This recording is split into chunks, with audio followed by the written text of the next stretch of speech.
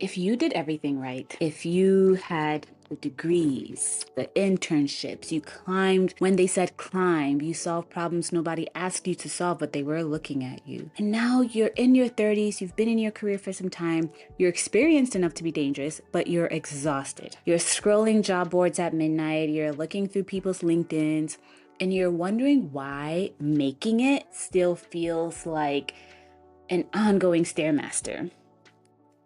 And I want to share with you that it's not you. And it's not me either. It's the game. Janel Abrahami calls this the Millennial Career Crisis, and she's right. We were sold a lie that there's dream jobs out there. That one role where passion, money, purpose will finally just click into this nice rainbow. And all we had to do was go through all the steps I said earlier, find it, and we would have won. And if you haven't found it, that's a personal failure. And I just want to offer you that's a lie. And that's why you're tired. That's why I'm tired. That's why we're all tired. Because here's the thing, there is no dream job. And that's actually the most liberating thing I can tell you. The dream job bundles together 12 different things and pretends they arrive in one offer letter.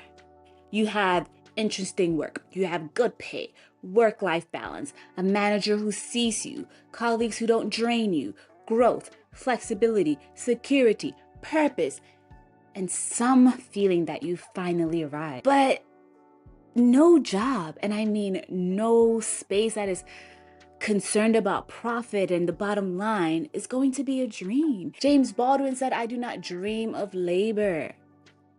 When we can't find the one, we don't think the framework is broken. We think we are, and you're not.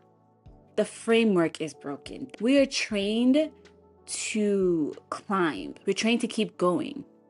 The goalposts move. Roles disappear. The loyalty we were promised doesn't exist. So what happens next? I graduated with a social work degree and $63,000 in student debt.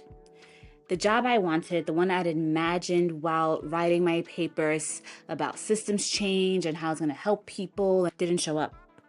I was graduating with my master's, and I honestly, truly assumed that everyone would come knocking down the door. And no one did. So finally, what showed up was a contract role. 8 months, no benefits, no guarantee.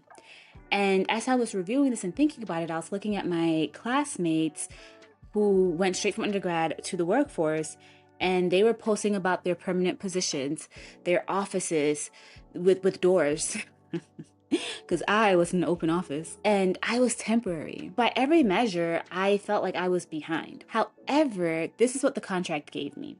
It gave me a paycheck that started immediately because, as I said, I had a ton of loans and I really wanted to figure that out. It gave me a seat inside the industry I wanted. It was close enough to learn the language, and it was close enough to be seen by the folks who could hire me full time. And within a year, I was permanent.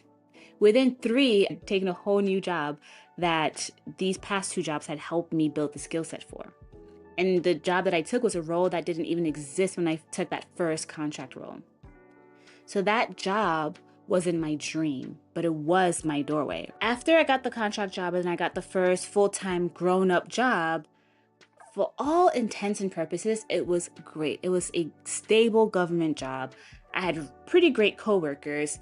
The work I was doing was pretty noble work, but I still realized there's no dream job, but there are aligned jobs. And alignment means skills you're actually good at, context you can tolerate, and constraints you're honest about. That's it. These jobs are not soulmates. They're contracts. They serve a purpose for a season, and the season changes. And that's the keyword, season. Not everyone is in a climb season. Not everyone is in a rebuild season, a recovery season, a stabilizing season, a caregiving season. So the old model said ambition is a straight line. And making it would look like the same thing for everyone.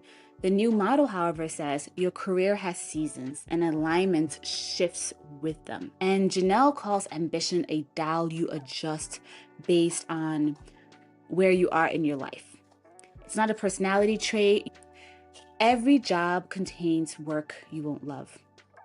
And mostly the way this works is that early in your career, maybe 10% feels like yours. And the rest is just labor you perform to earn the rights, honestly, to stay in the room.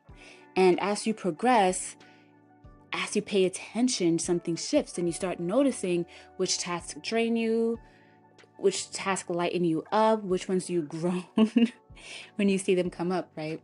And which ones just time disappears when you're working on them. And this allows you to stop chasing the next logical step and start asking whether the step fits the life you're actually living. Right now, I work a 9-to-5, traditional 9-to-5.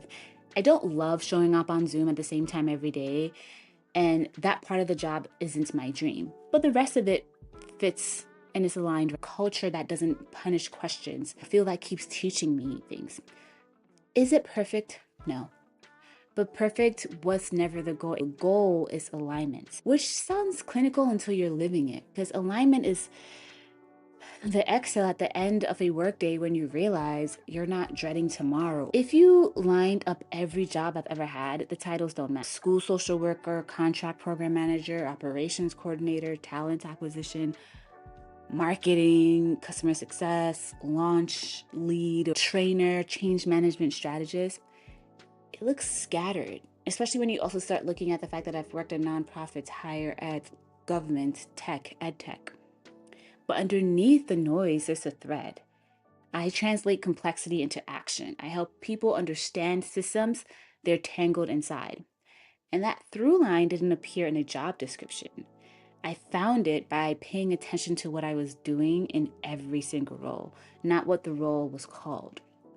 And here's how I know it's real. When people describe my work now, they don't talk about my job title. They say things like, she untangles the complex stuff, or she brings clarity to ambiguity, or she helps us go from aha moments to implementation. I didn't give them that language. They found it on their own because that's my through line. My question to you, my one question, please write this down, is what problems am I good at solving, and under what conditions? What problems, what conditions?